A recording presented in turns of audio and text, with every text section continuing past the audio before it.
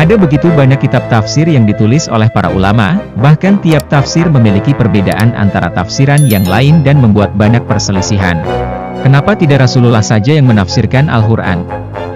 Biar tidak ada perselisihan di antara para mufasir.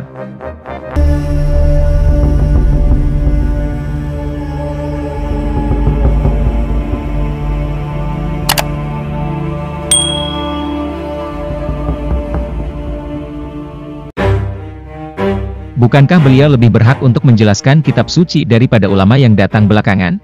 Rasulullah juga menjelaskan makna dari ayat Al-Quran dalam sabda-sabda hadis qauliyahnya. Namun penjelasan beliau terhadap Al-Quran disebut bayan bukan tafsir. Hal itu karena Rasulullah tidak perlu menafsirkan Al-Quran. Sebab penjelasan sabdanya terhadap ayat tidak diragukan kebenarannya, dan sabda beliau sendiri merupakan objek yang ditafsirkan. Maksudnya, para ulama tafsir ketika menafsirkan suatu ayat, maka ayat itu akan dijelaskan dengan ayat lain. Jika tidak ada, maka ayat itu akan dijelaskan oleh sabda Nabi. Jika tidak ditemukan, maka akan dicarikan riwayat-riwayat yang ada. Itulah metodologi dalam tafsir Bayal Matsur. Sehingga tafsir Bayal Matsur tidaklah sepenuhnya pemikiran seorang ulama, melainkan juga harus merujuk pada dalil primer, yakni ayat dan hadis itu sendiri. Rasulullah menafsirkan ayat-ayat hukum seperti ayat-ayat tentang sholat. Dan Allah juga tidak menyebutkan tata cara sholat, berapa kali sholat dilakukan dan jumlah rakaat dalam setiap sholat wajib. Oleh karena itu, Rasulullah juga menjelaskan maksud dari ayat terkait. Begitu juga puasa, zakat, haji, dan lain-lain. Adapun seandainya beliau menafsirkan setiap ayat-ayat Al-Quran, berarti beliau membatasinya atas satu pemahaman, dan akan seperti itu pemahamannya sampai hari kiamat. Akan tetapi, rahasia Al-Quran tidak ada habisnya, dan Al-Quran akan cocok untuk setiap masa dan zamannya. Ilmu pengetahuan modern pun telah membuktikan kebenaran berbagai hal yang disebutkan oleh Al-Quran. Seandainya hal-hal itu disebutkan pada masa Rasulullah, niscaya akal orang-orang pada masa itu akan kebingungan, dan tidak ada satupun yang dapat memahaminya.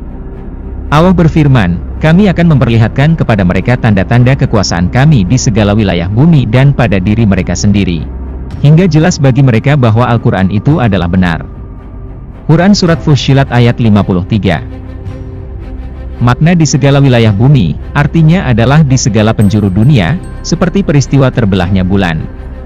Al-Quran juga memiliki berbagai rahasia yang sangat menakjubkan. Seorang laki-laki biasa dapat membacanya dan memahaminya cuma sekedar pengetahuannya. Dan orang alim pun dapat juga membacanya, dan memahaminya serta menemukan berbagai penemuan ilmiah, seperti ayat. Dia menutupkan malam atas siang, dan menutupkan siang atas malam. Quran Surat Az-Zumar ayat 5. Dahulu, ayat tersebut dipahami dengan pergantian malam dan siang semata. Sedangkan di masa modern sekarang ini, kita dapat memahaminya bahwa bumi itu dihamparkan. Juga seperti ayat, tidak ada tersembunyi darinya sebesar zarah pun yang ada di langit dan yang ada di bumi. Dan tidak ada pula yang lebih kecil dari itu, dan yang lebih besar, melainkan tersebut dalam kitab yang nyata yaitu Lauh Mahfuz. Quran Surat Saba ayat 3. Dahulu, zarah dipahami dengan semut kecil atau debu, yaitu benda kecil yang tampak saat ada cahaya matahari. Setelah adanya perkembangan ilmu pengetahuan, ilmuwan modern memahami bahwa zarah adalah atom dan yang lebih kecil darinya adalah bagian atom. Al-Quran bagaikan lautan kebaikan yang tidak bertepi, dan tak pernah habis. Maka tidak benar, jika beliau tidak menjelaskan makna ayat Al-Quran. Faktanya, bahwa sabda Nabi adalah salah satu instrumen dalam menafsirkan suatu ayat. Bagaimana menurut kalian? Ada tambahan? Silahkan tulis di kolom komentar.